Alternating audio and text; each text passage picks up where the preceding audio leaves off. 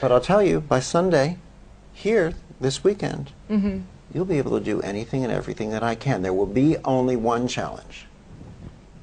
Whether or not you, or for everyone, the challenge is to the degree that we're willing to transcend our energy healing techniques and access a spectrum that is comprehensive. Because when we allow ourselves to access this new reconnective healing spectrum, then the intelligence of the universe determines the healing. And every time we try to incorporate a technique, that's us in our fear consciousness that what the universe is doing either doesn't know enough by itself, so we need to help it, or the response that the person got is the inappropriate one, and then we do a technique, we focus in on this to the exclusion of that. So people who, after you've learned how to access this, people who are still also doing energy healing techniques, they're doing subsets of this, they get much more out of their techniques. Mm-hmm. But they're not able to facilitate the healings that you and others will be once you let go of the techniques. So a non-healer, so a person that is not a healer like me, is best. probably would just access it. Absolutely the best. Absolutely the finest. It's when people look for a practitioner, look them up on the internet of someone who does reconnective healing and check their websites and make sure that they're not still doing energy healing techniques, or they won't be able to bring this through as fully as the other people. A perfect example is we teach children around the globe. Mm-hmm. We just gave a seminar in Los Angeles, one in Japan to the children there, taught the Maori children in New Zealand. We're scheduling a seminar to teach the children in South Africa for free how to learn this work, because children pick it up instantly. Mm-hmm. They're childlike. We have to learn to become childlike again. The child begins to play and sees the person on the table, sees their foot responding, for example. They go, wow, this is cool. What do I want to do next? I think I'll do this. Oh, I think I'll do that. They're in that childlike state of existence. Just like if you filled a room with toys and you released children into the room, they'd run over the toy that caught his or her attention first until another one did. They'd run over and play with that toy, and then they'd see another one, they'd play with that one. You never see that child run over to a toy and take out a pendulum and say, can I play with this, Mr. Universe? Clockwise for yes, counterclockwise for no. You know, should I muscle test? Do I have permission? Is this the right toy to play with? They're not that foolish. They're not worried about right or wrong because they know that there's no such thing. They remain in that open state. We look at our children as if they're empty vessels brought here for us to fill. They're not. They're empty vessels brought here to teach us how to become empty vessels again. Mm-hmm. Mm. And so tell us about this energy, the reconnection. Why is it called reconnection? And what is it? So there were 6 phrases that were brought in by those 50-some people. The third and fourth phrase were, what you're doing is reconnecting strings, and what you're doing is reconnecting strands. So as I was showing people how to do this in the beginning and saying it had no name, everyone was giving it different names. And I knew before I taught my next class that I had to come up with a name for it. Otherwise it would have all these strange, disjointed names. And I didn't want to give it a name that would limit it. And I thought and thought and thought, and it was coming up on the date of the class, and I couldn't find the perfect name. So I thought, well, for now, I'll call it reconnective healing, or the reconnection, because we can reconnect to our soul. We can reconnect, and yet what we're reconnecting to can and does continue to open up and expand, so we continue to open and expand with it instead of it being placed into a box. So I said, I'll call it that for now. I sent the mailer out to the people where I was teaching, while I'm thinking, when I got back, I'll think of the right name. And all of a sudden, calls started coming in from everywhere saying, the moment I saw that name, I knew. I know, well, there it is. Look at me, looking everywhere else, but in my own backyard. It's right here. And I wanted to ask you, why is there those 2 hands? I wanted those 2 hands. What does that represent for you? Our publisher didn't want those two hands. Our publisher originally gave me a book cover that was sort of butterscotch and orange and dirty yellow and looked like it was a book that had already been out and no one was buying anymore, and you can get it for 50 cents on a sales table. You didn't want no, I want to have something that communicates. Moving beyond the religious context in this hand, for the most point of any one religion, what this is a picture of hands, obviously, on the Sistine Chapel. We're familiar with the picture universally, which is part of what I liked. It had a universal communication to it. This is humanity reaching up to heavens or its own spirituality, and in doing so, in turn, spirituality reaches to us. Mm-hmm. So it's us ascending, it's a joining, it's a unification of humanity and spirituality, recognized in a universal way. So in a sense, it shows old or relatively ageless. The concept is ageless. The other part was the sky. Or the other part here were the stars. Yeah. Because to me, that symbolizes science, exploration, actually humanity being able to go out and enter into where it hasn't been before. So it represents contemporary, it represents long-term, it represents spirituality and science coming together. It seems to paint a picture because, you know, for the longest time, it looked as if science and spirituality had walked in opposite directions. They locked Galileo away for having the audacity to say, you know, that the earth revolved around the sun, all these different things. And so science and spirituality appeared to be walking in opposite directions. And through this same length of time, religions, many people in the religions began to let go of the restrictions, the limitations, the rules of the religions, almost like looking under the skirts and rediscovering the spirituality that inspired them in the first place. And so as we return, we find that it's been a journey for both sides. Now, the warmth that you felt before. Yeah. Hold your hand out like this. Perfect. Open the fingers just a little, like that. Yeah, a little more. Little. Bring your finger, point your fingers up just a bit. Perfect. I just want you to hold your hands right there. When we do this, I come in and I begin to, well, my hand begins to float. If I push it down, it's as if my whole arm is made of styrofoam floating on the surface of water. And I feel, I'm not sending, I'm not pushing. I'm really, what I'm doing is I'm listening.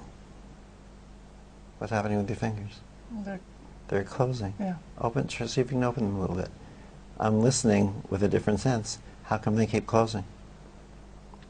And as I pull, watch what happens. See how the movement begins? More. They still want to close. What, do you feel anything when I do this?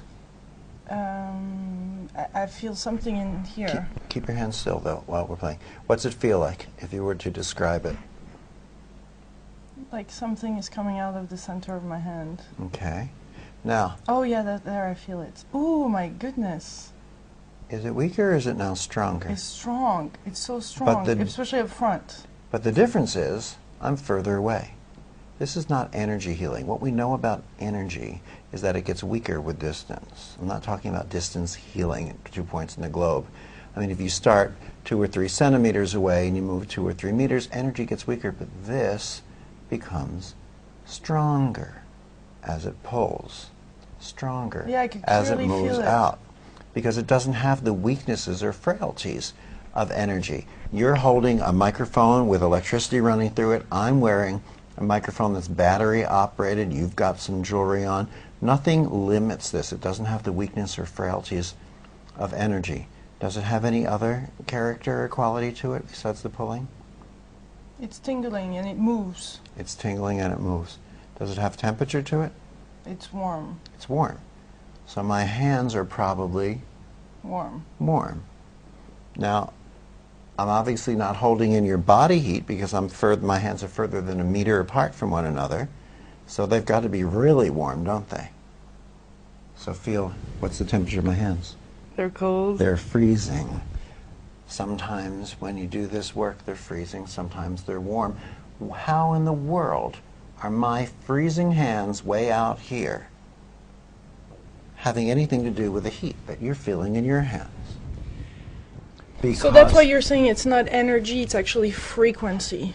the researchers say that this has totally changed their understanding of physics, even quantum physics to date, because it doesn't follow the laws or the rules any longer. It gets stronger with distance. It changes temperature when there's nothing there to change temperature.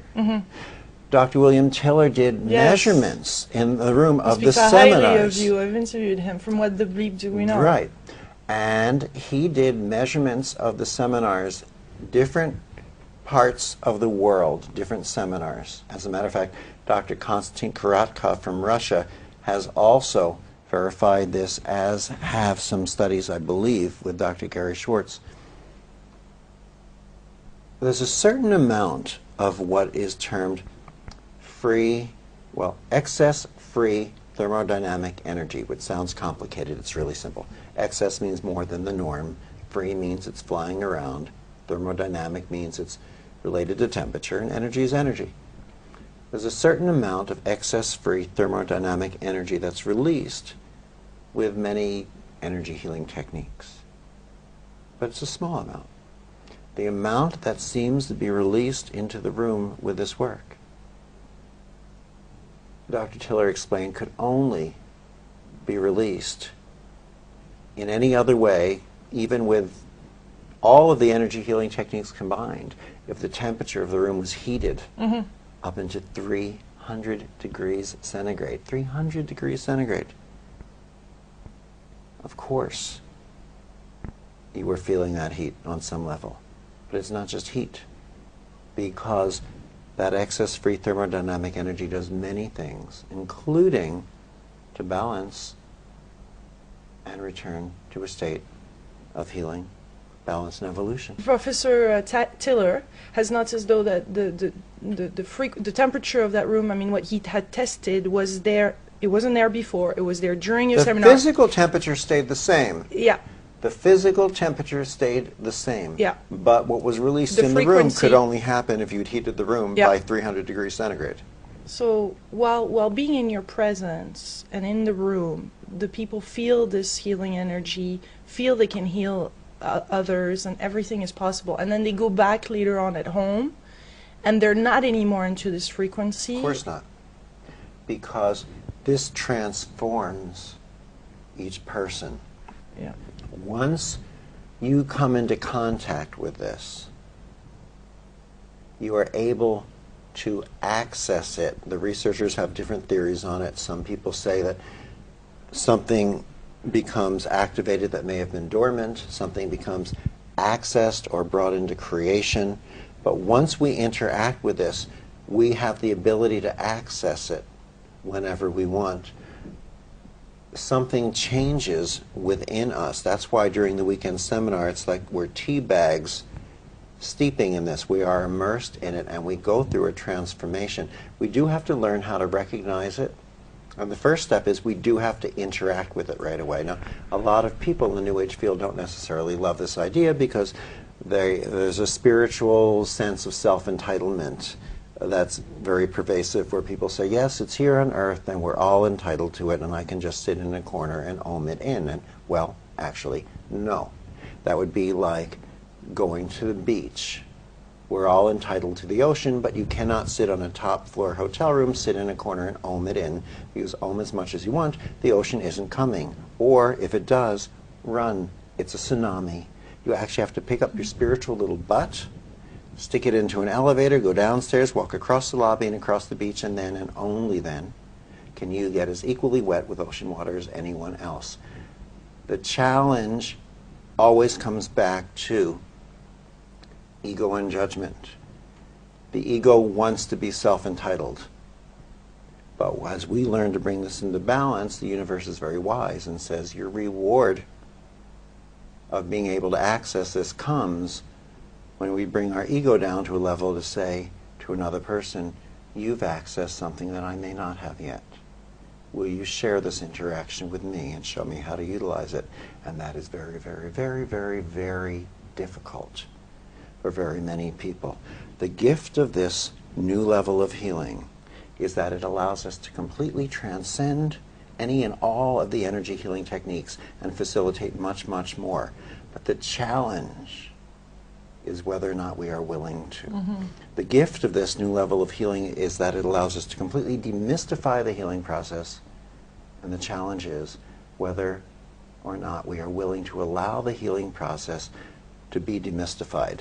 And if we're not willing to completely transcend techniques to access more, we need to ask ourselves why. And if we're not willing to completely demystify the healing process and allow it to be transparent for everyone, then we need to ask ourselves why. And if we're not willing to ask ourselves why, then we really need to ask ourselves why we're not willing to ask ourselves why. I just have a last little question because I know I need to wrap up. But the ego, how did you personally deal with that? You deal with ego every day. Ego is not an accident of God, love, or the universe. I'm sure if we visualize God as you know, as a human being, I'm sure God wasn't working over the creation of humanity and accidentally dropped something in and went, oops, now I'll never get that out of the human. It's not a mistake. It's not something we're supposed to completely remove, or it's not something that we're supposed to starve to death. The ego is a continuous teacher to each and every one of us, day in and day out. It tells us when we're too little. It tells us when we're doing too much. It allows us to continue to want to grow and succeed. It allows us to keep things in perspective. You never overcome the ego. The challenge is working with continuously keeping it in balance, because it is a continuous teacher. And it's meant to be here. It's playing its role But perfectly. a lot of healers have a big ego. So I was wondering how you personally deal with it, because you heal a lot of people, and I guess you have to be detached from it because it's coming through you. But how do you keep grounded? How do you keep yourself grounded and centered and humble towards this gift? I really have no idea, other than I just allow myself to stay in awe of the gift and observe it. I am so in awe of this gift that that's all I can be. Got it. Thank you, Eric. Thank you very much. It was a pleasure. It was my pleasure.